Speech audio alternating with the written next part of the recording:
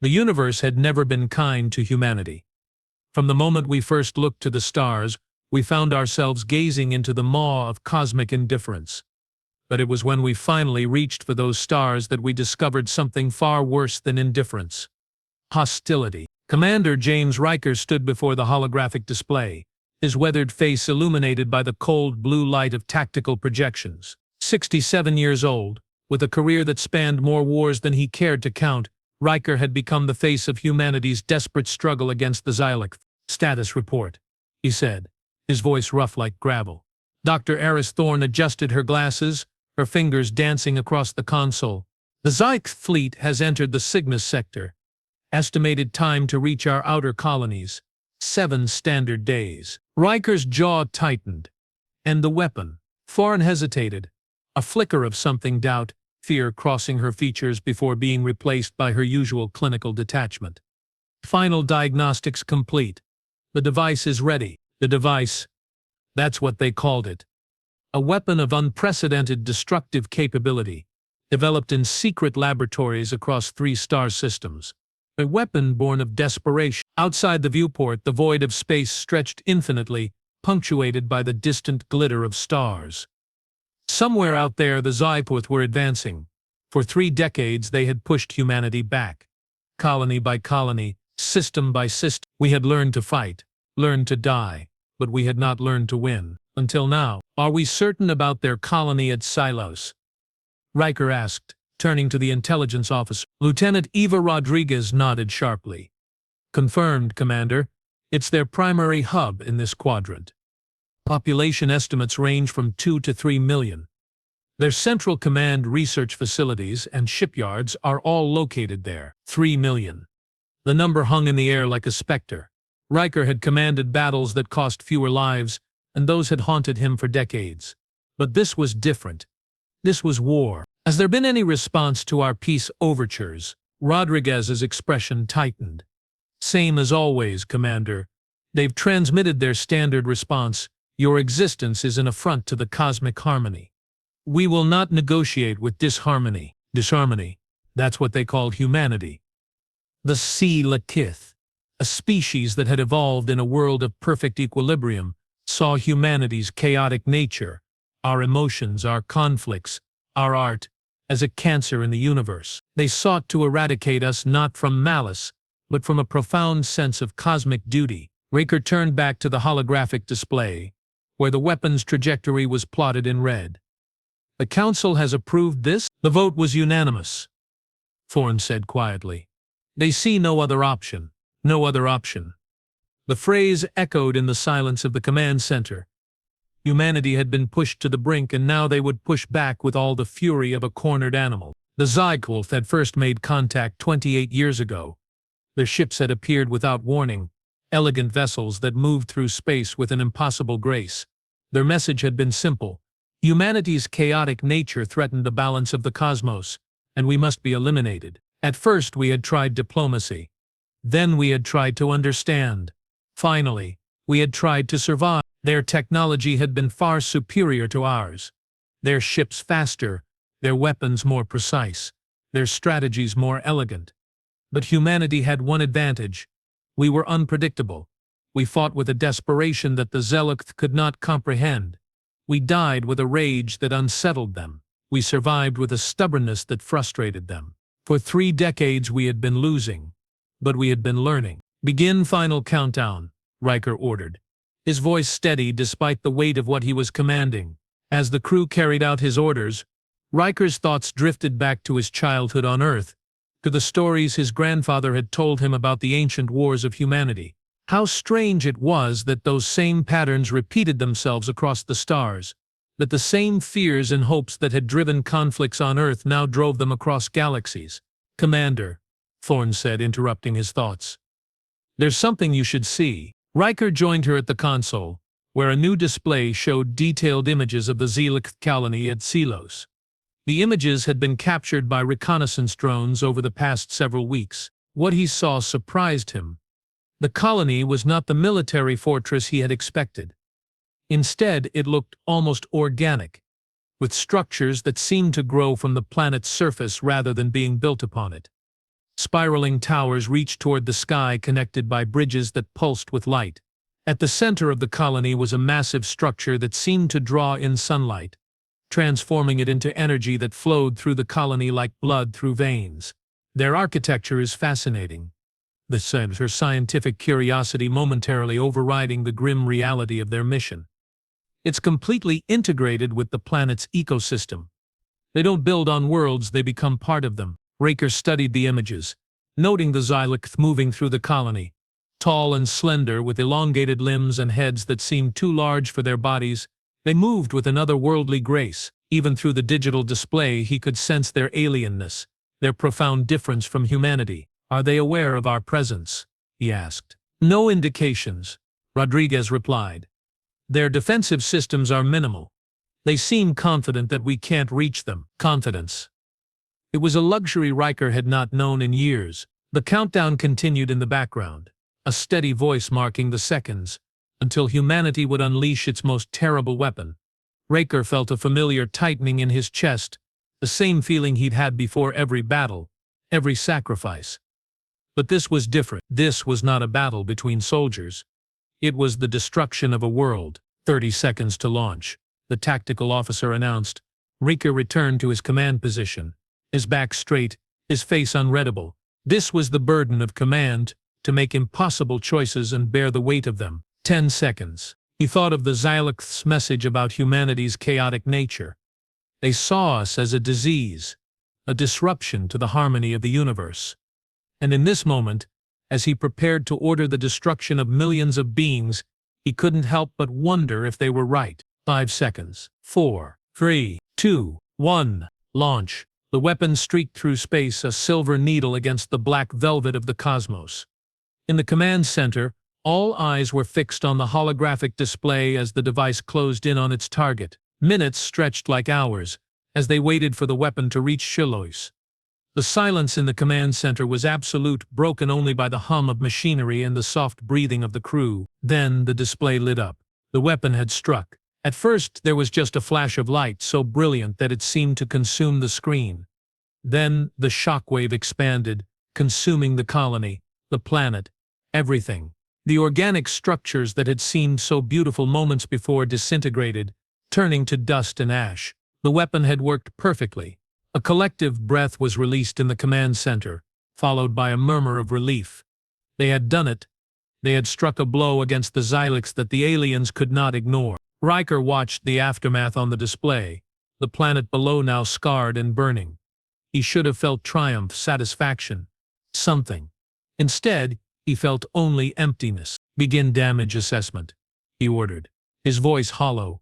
As the crew worked to determine the extent of the destruction, Riker stepped away from the command center, seeking a moment of solitude in his quarters. The weight of his decision settled upon him, heavier than any burden he had carried before. He had ordered the deaths of millions. Not soldiers, but civilians. Not combatants, but beings going about their lives, unaware of the doom that was approaching. He had become the monster the Xylith claimed humanity to be. A chime from his console pulled him from his thoughts. It was Thorn. "Commander, you need to see this," she said, her voice strained with something he couldn't identify. Riker returned to the command center to find the crew staring at the holographic display in disbelief. "What is it?" he asked. Thorn pointed to the display. "Look." Riker followed her finger to the planet below. Where the colony had been destroyed, there was now activity. Lots of activity. "That's impossible," Rodriguez said, shaking her head. Nothing could survive that blast. But something was surviving. On the screen, tiny specks moved across the scarred landscape, gathering debris, organizing it, beginning to rebuild. "They're alive," Riker whispered, the realization hitting him like a physical blow. "Not just alive," Thorn said, her voice filled with wonder and fear. "Look at the pattern of their rebuilding. It's not random. They're not just reconstructing what was there. They're improving it." Riker leaned closer to the display, his heart pounding. Thorn was right.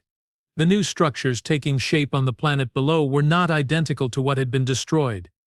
They were more efficient, more elegant, more integrated with the planet's ecosystem. The Xylith were not just rebuilding their colony. They were rebuilding it better. How is this possible? Riker asked, turning to Thorn. I don't know, she admitted. The weapon should have sterilized the entire surface. Nothing should have survived, let alone been able to rebuild this quickly. Quickly was an understatement. In the hours since the attack, the Zilkath had already cleared most of the debris and laid the foundations for new structures. At this rate, they would have a functioning colony within days. What does this mean? Rodriguez asked, her voice filled with a new kind of fear. Riker stared at the display, his mind racing. It meant that the Xyloc were far more resilient than they had imagined. It meant that their weapon, humanity's greatest hope, was not enough. It meant that this war was far from over, but it meant something else too. Something that Riker could barely bring himself to consider. Continue monitoring, he ordered, his voice tight.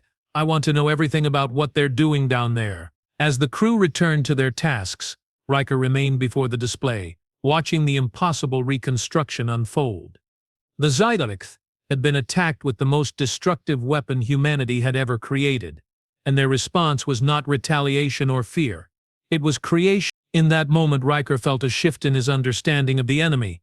The Xyloc were not just fighting to eliminate humanity's chaos. They were fighting to preserve something else, something profound and powerful, and humanity, in its fear and desperation, had just tried to destroy it.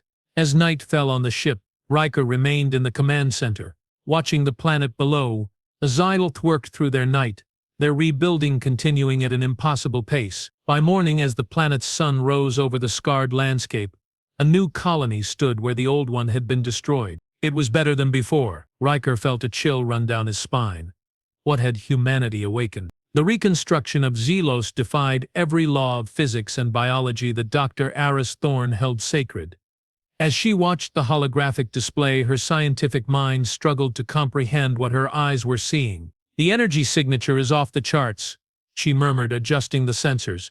They're drawing power from somewhere, but our instruments can't identify the source. Commander Riker stood beside her, his face grim. How many of them survived? Thorn shook her head. Impossible to say. The initial scans suggested total annihilation, but now, it's like the planet itself is alive with their presence. 3 days had passed since the attack. In that time, the Xyloc had not only rebuilt their colony but transformed it. The new structures were more organic, more integrated with the planet's ecosystem. They seemed to breathe with the world, drawing energy from it, returning to it in a perfect cycle. They're not just rebuilding, Thorn said, her voice filled with a mixture of scientific excitement and profound unease. They're evolving. The new architecture incorporates elements from the weapon's energy signature. They're learning from our attack. Riker's hands clenched into fists. Learning? How? I don't know, Thorn admitted. It's as if the destruction provided them with information, with raw material for their evolution. The implications were staggering. Humanity's most powerful weapon had not only failed to eliminate the Xyloc, but had potentially made them stronger. We need to understand what's happening down there, Riker said. I want a team prepared for a reconnaissance mission. Rodriguez looked up from her console, alarm clear on her face. Commander, that's too dangerous. Their defenses must be on high alert after the attack. Their defenses appear to be minimal, Thorn countered, pointing to the display. They're focusing all their energy on reconstruction, not defense. Riker considered for a moment. Thorn's right. This might be our only chance to get close. I'll lead the mission myself. The announcement sent a ripple of shock through the command center. The commander of the fleet rarely participated in ground missions, especially not into enemy territory. Commander, that's not advisable, Rodriguez protested. Your safety is paramount to the fleet. If we don't understand what's happening on Xylos, my safety won't matter much, Riker replied, his tone final. Prepare a shuttle, 4-person team.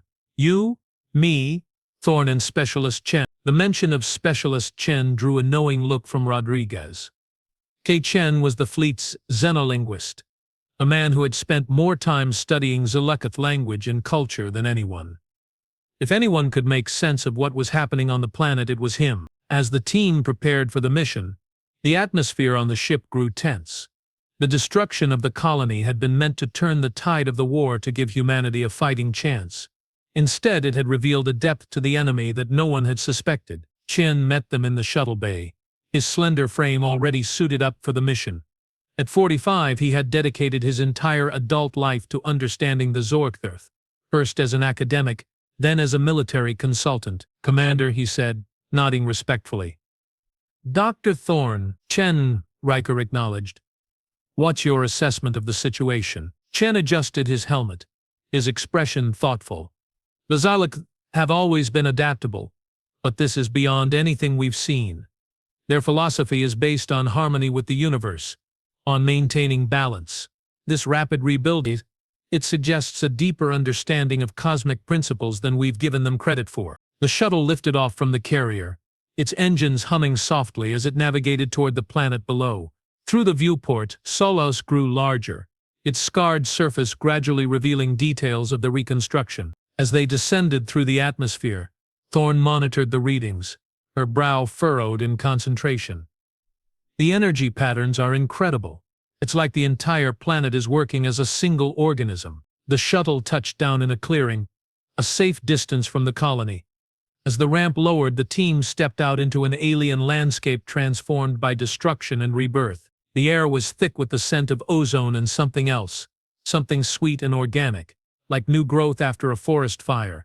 The ground beneath their feet was still scarred from the blast, but already new life was emerging, crystalline structures that seemed to grow from the soil itself. "Stay together," Riker ordered, his weapon at the ready. "Chen, you're on point. Thorne, collect samples. Rodriguez, secure our perimeter." They moved cautiously toward the colony, their boots crunching on the broken ground. As they drew closer, the scale of the reconstruction became apparent. The new structures rose before them, organic and elegant, pulsing with a soft internal light. "Look," Chen whispered, pointing to a group of Zalek working on one of the structures. The aliens moved with their characteristic grace, their elongated limbs reaching and connecting components with an almost dance-like precision. But there was something different about them now. Their skins seemed to shimmer with an internal light, and their movements were even more fluid than before. "They've changed," Thorne said, her voice filled with scientific wonder. "The blast must have triggered some kind of accelerated evolution." As they watched, one of the Xylocuth turned toward them. For a moment the team froze, expecting an attack, an alarm, some kind of defensive response. Instead, the alien simply nodded, a gesture of acknowledgement, and returned to its work. "They know we're here," Rodriguez said, her hand hovering over her weapon. "But they're not reacting," Chen replied, his voice filled with disbelief. "It's as if our presence is irrelevant to them." The team continued their approach, moving through the outskirts of the colony. The new structures were even more impressive up close, with walls that seemed to breathe and floors that adjusted to their steps. Everything was integrated, connected, part of a larger whole. "It's beautiful," Thorne murmured, running her hand along a wall that seemed to respond to her touch. "It's like nothing we've ever built." Riker remained alert, his military training warring with his growing sense of wonder. "Keep focused. We're here to gather intelligence, not admire the architecture." As they moved deeper into the colony, they began to notice patterns in the reconstruction. Areas that had been damaged by the blast were not simply being repaired but reimagined, integrated into the whole in new and more efficient ways. "They're not just rebuilding," Chen said, his voice filled with dawning realization. "They're incorporating the destruction into their design. It's as if the blast wasn't an attack but a contribution." The idea was so alien, so contrary to human experience that it took a moment to sink in. Humanity saw destruction as an end, as failure. The Zalakath apparently saw it as part of a process, as input for a system of continuous improvement. "We need to get to the central structure," Riker said, pointing to the massive spire that rose from the center of the colony. "That's where their command center was located. If we're going to understand what's happening, that's where we'll find answers." The central structure was unlike anything they had seen before. It seemed to grow from the planet itself, its walls pulsing with the same internal light they had noticed in the aliens themselves. As they approached, a section of the wall dissolved, creating an opening. "They're inviting us in," Chen said, his voice trembling with excitement and fear. Riker hesitated for a moment, then motioned the team forward. "Stay alert. This could be a trap." Inside, the structure was even more impressive. The space was vast, with levels rising above and below them, all connected by spiraling ramps and bridges of light. In the center of the chamber, a massive frigate hovered, pulsing with energy that seemed to connect to every part of the colony. "The energy source," Thorne whispered, her scientific curiosity overriding her caution. "It's incredible." As they approached the crystal, a figure emerged from the shadows. It was a Zediulkith, but different from the others they had seen. Taller, with skin that shimmered with a rainbow of colors, it moved with an authority that was unmistakable. "Greetings," the alien said, its voice not spoken but projected directly into their minds. "I am Ykthala, coordinator of this colony." The team froze, weapons raised, minds racing. Direct mental communication was a new development, another sign of the alien's evolution. "We came to observe," Riker said, his voice tight. "To understand." Ykthala inclined its head, a gesture of acknowledgement. "Understanding is the first step toward harmony. You have much to learn." The alien turned and gestured for them to follow. As they moved through the central structure, Ykthala explained what was happening. "The energy you released upon us was not merely destructive," the alien communicated. "It was information. It showed us new patterns, new possibilities. We have incorporated this knowledge into our evolution." Thorne's scientific mind raced to keep up. "You evolved from the blast? In days?" "Evolution is a continuous process," Ykthala replied. "Your weapon accelerated it, provided new material for our growth. We are grateful." Grateful. The word hung in the air, so contrary to human experience that it seemed almost absurd. Humanity had tried to destroy them, and they were grateful. "We don't understand," Chen said, stepping forward. "Our intention was to eliminate you, to end this war." "Elimination is a human concept," Ykthala responded. "In the cosmic harmony, nothing is eliminated, only transformed. You sought to transform us into energy, and we have accepted that transformation, incorporating it into our being." The alien led them to a chamber overlooking the colony. Below, the reconstruction continued, now with an even greater speed and efficiency. "What you see below is not merely a rebuilding," Ykthala explained. "It is a rebirth. Your attack has shown us the limitations of our previous form. We have transcended those limitations." Riker's military mind struggled to process what he was hearing. "So you're stronger now? More dangerous to humanity?" "We are more connected to the harmony of the universe," Ykthala replied. "Whether this makes us more dangerous to you depends on your relationship to that harmony." The implication was clear. Humanity, with its chaotic nature, was out of harmony with the universe. The Zediulkith, in their pursuit of balance, saw themselves as bringers of cosmic order. As they stood overlooking the colony, a tremor shook the structure. Alarms blared from the team's communicators. "Commander," Rodriguez's voice came through, urgent. "Our shuttle is under attack. The fleet is reporting incoming Zediulkith ships. They're not the same as before. They're different." Ykthala turned to them, its expression unreadable. "It seems your associates have not learned the lesson of harmony. They continue to resist." Riker's hand went to his weapon. "This was a trap." "No," Ykthala communicated, its mental voice calm despite the chaos. "This is an opportunity for you to choose between destruction and integration." The alien raised its hand and the chamber began to transform. Walls dissolved, revealing the chaos outside. Zediulkith's ships, unlike any they had seen before, moved through the sky with impossible speed and grace. Human ships exploded in flashes of light, their weapons useless against the new alien technology. "You've been evolving all along," Thorne realized. Her voice filled with horror. The chamber dissolved into a panoramic view of Armageddon. Human vessels, symbols of humanity's last desperate hope, blossomed into silent, spectacular flowers of fire against the black. The new Zediulkith ships were not the elegant, placid vessels of old. These were predators, sleek and dark, moving with a speed and purpose that defied the known laws of propulsion. They didn't so much fly as will themselves through space, their weapons lancing out not as projectiles or beams, but as localized distortions, tearing human ships apart at the molecular level. Ykthala stood untouched amidst the chaos, its form a beacon of calm in the center of the storm. Its mental voice, when it came, was not a taunt but a statement of fact, cold and absolute as the vacuum outside. Your resistance is illogical. It serves no purpose but to create more disharmony. The energy you expend could be used for integration, for ascension. Commander Riker felt a cold dread, deeper and more profound than any he had known in a lifetime of war. This was not a battle he could win. This was not a war he could fight.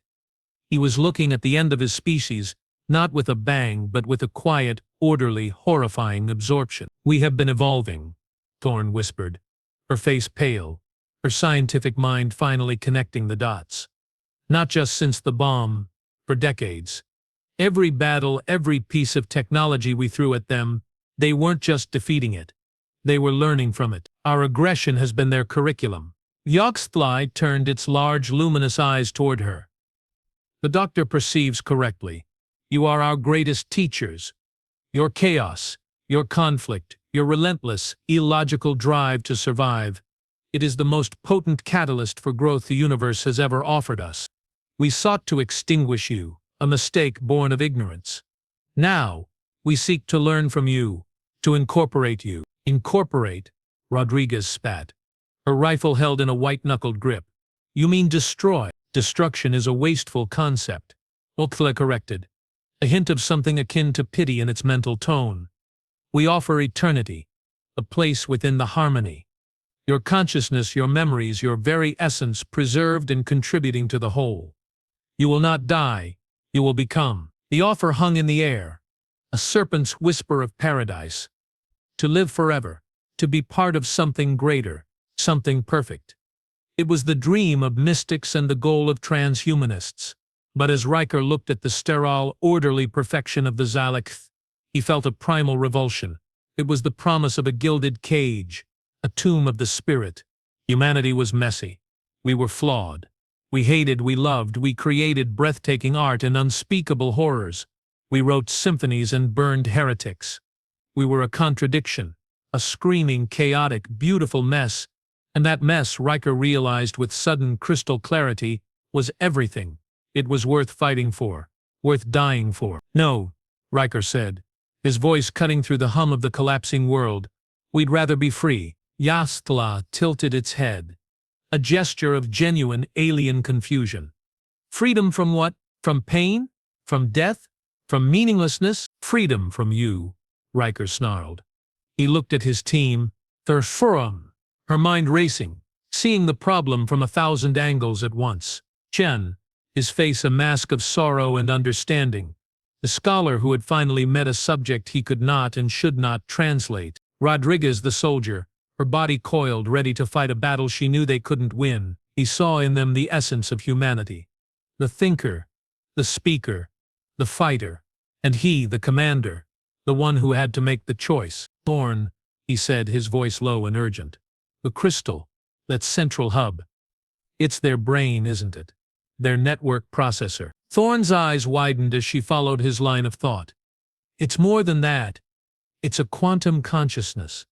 It's not just processing information, it's becoming the information, our bomb, the energy signature. It didn't just accelerate their evolution, it taught them how to do this, how to assimilate reality itself." "Can we break it?" Riker asked. "Break it? Commander, we couldn't scratch it with a shuttle's full payload. But maybe we don't need to break it." Her gaze fell upon Chen. "Maybe we need to give it something it can't process." Chen paled, understanding instantly. A paradox, a logical loop, a piece of information so fundamentally chaotic, so inherently human that it would crash their system. "A virus," Rodriguez breathed, the concept clicking into place. "A human virus." Yistala watched their silent exchange, its mental presence probing, trying to decipher their plan. "Your machinations are pointless. Your thoughts are an open book to us. We see your intention to introduce a flaw. There is no flaw in perfection." "That's where you're wrong," Riker said, a grim smile touching his lips for the first time in days. He began to move not toward the exit but back toward the central chamber, back toward the hovering, pulsating crystal. "You see our chaos as a flaw to be corrected. We see it as our soul. You can't learn it. You can't assimilate it. You can only be broken by it." He was gambling. gambling on the one thing the Xylokith in all their evolution could never understand: sacrifice. Not the logical sacrifice of one for the many, but the irrational, emotional, screaming act of defiance that had defined humanity's darkest and brightest hours. The team moved, a fluid unit born of countless drills. Rodriguez laid down suppressing fire, not to kill but to distract, to force the Xylokith to react with their perfect, predictable harmony. Thorn accessed her datapad, her fingers flying as she prepared a data stream. Chen was at her side, whispering, not in words but in concepts, feeding her the raw material. "The last message from my wife before her ship was lost at Triton," Chen murmured, his voice thick with emotion. Not the words, the feeling, the love and the grief all at once. The scream of a child in a bombed-out shelter on Mars. The first chord of Beethoven's Night, the silent awe of a scientist seeing a new star being born. The illogical, gut-wrenching hope of a lost soldier crawling toward a distant light. Give them all of it. They fought their way back to the central chamber. The Xylokith did not attack with lethal force. They tried to soothe, to calm, to offer peace. Their mental voices whispered promises of an end to pain, an end to struggle. It was more terrifying than any weapon. "Commander," Thorn said, her voice tight with focus as she patched her datapad into the colony's emergency systems, aiming the output at the crystal. "I have a conduit." A single focused energy burst from the shuttle's emergency transponder. "It will carry the data stream, but someone has to be here to modulate it in real time. To feel it into the system. The feedback loop will be catastrophic for the user." Riker nodded. He had always known. This was his penance, for the 3 million on Zetlas, for the thousands who had died under his command, for the bomb. "Rodriguez, Thorn, Chen," he said, his voice steady. "Get to the shuttle. That's an order." "Commander, no," Rodriguez protested. "This is not a debate, Lieutenant," Riker snapped, his command voice absolute. "I started this. I will be the one to introduce the variable. Now go." He pushed them toward the exit, turning to face the crystal. It pulsed with a steady, hypnotic rhythm, the heartbeat of a perfect world. He placed his hand on the console Thorn had rigged, the metal cold beneath his palm. "You will fly," stood before him, a silhouette of serene power. A silhouette of serene power. "You will fail. Your individual consciousness is too small. It will be washed away in the harmony." "You're right," Riker said, a strange sense of peace settling over him. "I am too small. But I'm not just me." He closed his eyes, and he opened the floodgates. He didn't just think of his own memories. He thought of humanity. He thought of the first caveman painting a bison on a wall, a defiant act of creation in a world of brutal survival. He thought of the pharaohs building pyramids to touch the heavens. He thought of the mathematicians discovering pi in an infinite, chaotic number at the heart of reality. He thought of the poets, the lovers, the traders, the saints. He poured it all into the console. The rage of a betrayed lover, the joy of a father holding his newborn child, the terror of a soldier in the trenches, the quiet dignity of a nurse holding a patient's hand as they died, the soaring, impossible hope of a species that looked up at the stars and instead of seeing indifference saw a destination. The data stream erupted from the shuttle, a spear of pure, unadulterated human chaos, striking the crystal at its heart. For a moment, nothing happened. Then the crystal flickered. The steady, rhythmic pulse faltered. It skipped a beat. A low hum filled the air. A sound that was not part of the colony's harmony. It was discordant. It was ugly. It was a scream. From Yerkli's perspective, the universe shattered. For eons, its existence had been a symphony of perfect, interlocking patterns. Every event, every particle, every thought was a note in the cosmic score. The humans had always been the dissonant, the screeching violins in the second chair. But now this was different. This was not just noise, this was a new kind of music. A music of paradox. A melody of grief and joy played simultaneously. A rhythm of creation and destruction in the same beat. The harmony that was the Xylokith consciousness tried to process it. It tried to categorize, to assimilate, to smooth the rough edges. But there were no edges. There was only a fractal, infinite, self-replicating pattern of beautiful, agonizing chaos. The crystal at the heart of Silos, the quantum brain of a billion-year-old consciousness, cracked. Not from the force, but from the sheer, unadulterated meaning of what it had been given. It could not compute love. It could not compute sacrifice. It could not compute a species that would choose to suffer and die freely, rather than live in a perfect cage. And so the system crashed. The light in the central chamber died. The perfect, harmonious hum of the colony vanished, replaced by a chaotic, sparking silence. Outside, the Zay-Locht ships in the sky faltered. Their perfect formations broke apart. They drifted, aimless, their pilots suddenly and terrifyingly alone in their own heads for the first time in an age. Thorne, Rodriguez and Chen sprinted through the now dark corridors. The Zalakith they passed standing motionless, their internal light flickering like dying candles. They reached the shuttle, its engines already primed. As they lifted off, Thorne looked back at the colony. It wasn't destroyed, but it was changed. The perfect organic architecture was now marred by erratic, asymmetrical growths. The rhythmic pulsing of light was gone, replaced by a random, stuttering flicker. It was no longer perfect.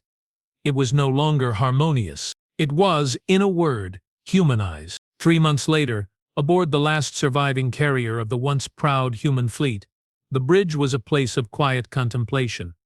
The war was not over, but it had paused. The Zalakith fleets had retreated, not in defeat, but in confusion. They were broken, scattered, dealing with a philosophical plague they had no tools to fight. Thorne, now the de facto commander, stood with Rodriguez and Chen, watching a star chart.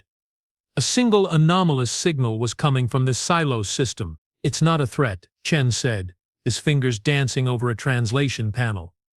"It's not a declaration of war.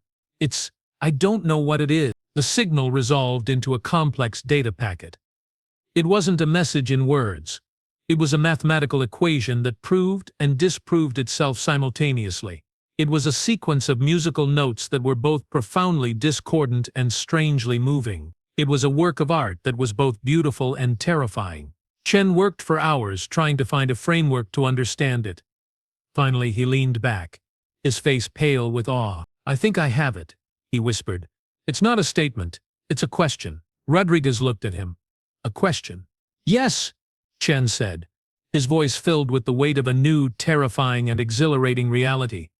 "After everything we did, after all the chaos and destruction we poured into them, after we broke their perfect universe, they have only one thing to ask us." He looked at his two companions, the last representatives of a species that had chosen chaos over perfection, freedom over eternity. "They asked," he said, a slow, wondering smile spreading across his face, "Why?"